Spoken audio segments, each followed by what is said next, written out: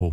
Et pourquoi pas, Pierre, des drapeaux français dans les salles de classe, de la maternelle au lycée. Les députés ont voté l'amendement présenté par Éric Ciotti la nuit dernière, voté et augmenté, puisqu'il y aura aussi des drapeaux européens ainsi que les paroles de la Marseillaise. Virginie Salmen, quelques heures seulement après ce vote, donc la nuit dernière, comment est-ce qu'on a réagi dans les écoles ? Alors d'abord, la professeure et les chefs d'établissement sont un peu surpris. C'est une mesure qui n'était pas vraiment dans les tuyaux.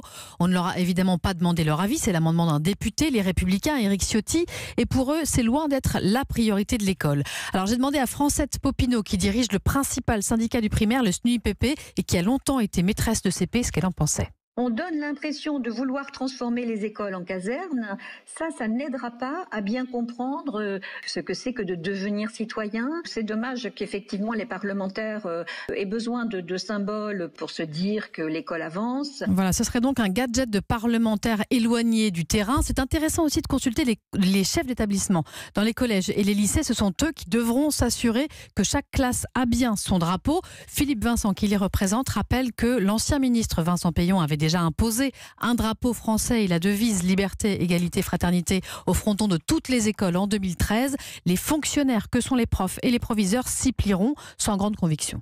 Deux grands drapeaux et une grande devise au fronton d'un établissement, ça se voit d'assez loin. Si c'est une petite affichette au fond de la classe, ça n'aura peut-être pas la même symbolique. Donc il faudra voir aussi la forme exacte qui sera retenue par l'État si la mesure est adoptée définitivement. Alors pour l'instant, on ne sait pas combien vont coûter ces drapeaux qui pourront être donc de simples affiches et puis ces paroles de la Marseillaise. Mais le ministre de l'Éducation nationale, Jean-Michel Blanquer, assure que c'est un coût marginal qui pourra être assumé par ses services. Merci Virginie Salmen, spécialiste éducation d'Europe 1.